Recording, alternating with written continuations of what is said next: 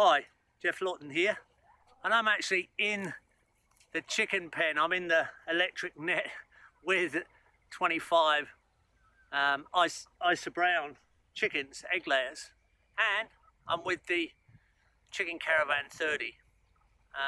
These birds have been in there 5 days, and they've taken a totally weeded crop garden here into pretty close to bare soil. Wouldn't take much to dress it up now, and if we leave them in here another few days or a week, it'll be completely bare, I'd say, and they'll have eaten all the weed seed.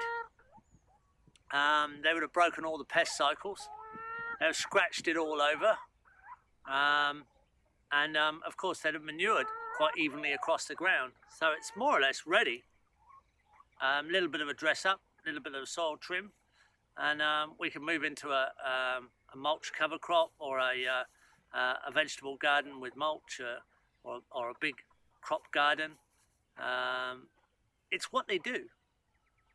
This is how we use chickens in permaculture. It's not just to produce eggs and meat and more chickens, and they do that, of course, but what they love to do is scratch. They live to scratch. They've got little pitchforks on the end of each leg, 3 toes that continuously scratch all day and a little bit into the night almost.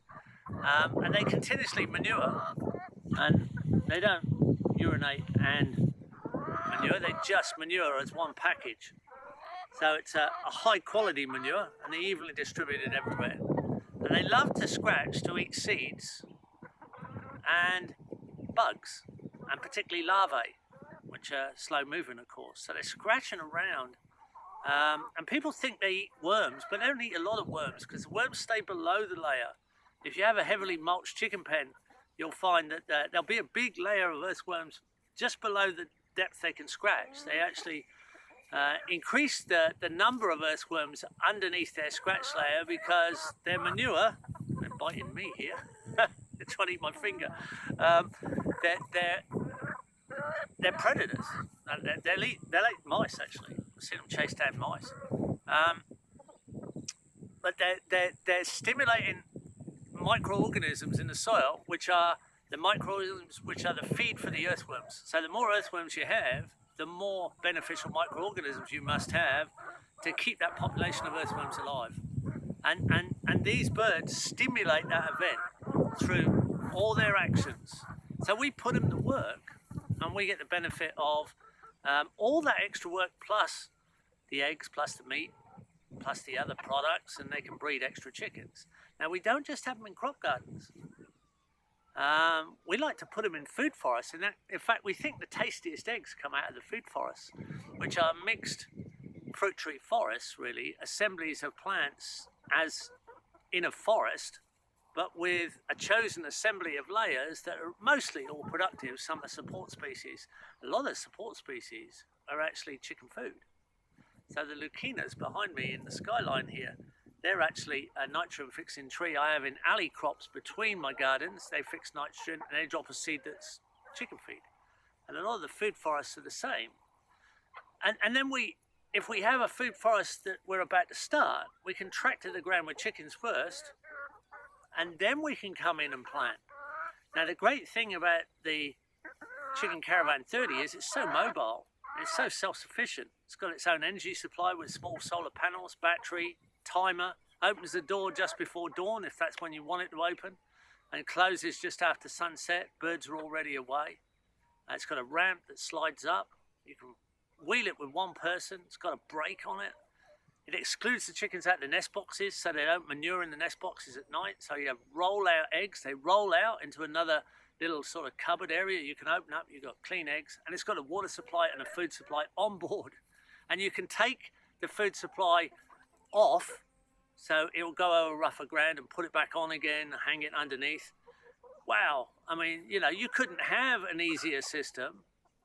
And if you've got birds like this, and you can put 30 of these birds in there, you get 30 eggs a day for nearly 2 years before they start egg laying.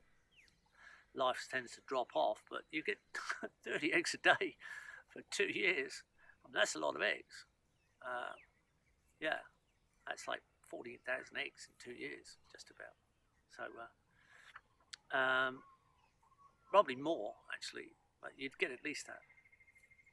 Now, we also put them on the pasture. And where we like to put them on the pasture is when they're following the other animals. So when the large animals come through and graze off, their manure is large dollops all over the paddock. And instead of scuffling it through with a tractor, we can put the chickens out there, and they love the manure. They go for it because it's got the bugs and different organisms in it. I mean, there's a lot of organisms you can't see that the chickens can obviously see, and they're eating. So chickens eat things we can't even see, microorganisms in the soil, I think. We're not sure, fungal threads, all kinds of things. And I think they're stimulating that action. But you have to get the chickens onto the site. A pasture's easy because it's just open, often flat. You can fence it easily. A crop garden is a little bit more difficult. Often there's lumps and bumps and beds to go around.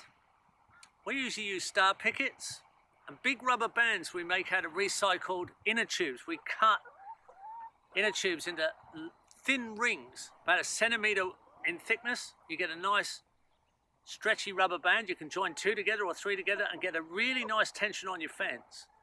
The ultimate is to go into a food forest, which is quite lumpy and bumpy. Might even go over water harvesting swales. You might have to hold the fence up with a tall star picket and pin it down with lots and lots of pegs. We use fence pegs. But it's worth it because integrating chickens out through these systems establishes the system, maintains the system, fertilizes the system, conditions the system, and the chickens love it. They love doing this work. We're facilitating the perfect life for a chicken with the perfect energy audit of multiple functions of a chicken with all the benefits by design that can come in our direction. And that is so typically permaculture. Permaculture is about designing a life that's beneficial for all living things, where we orchestrate the event and gain the advantage.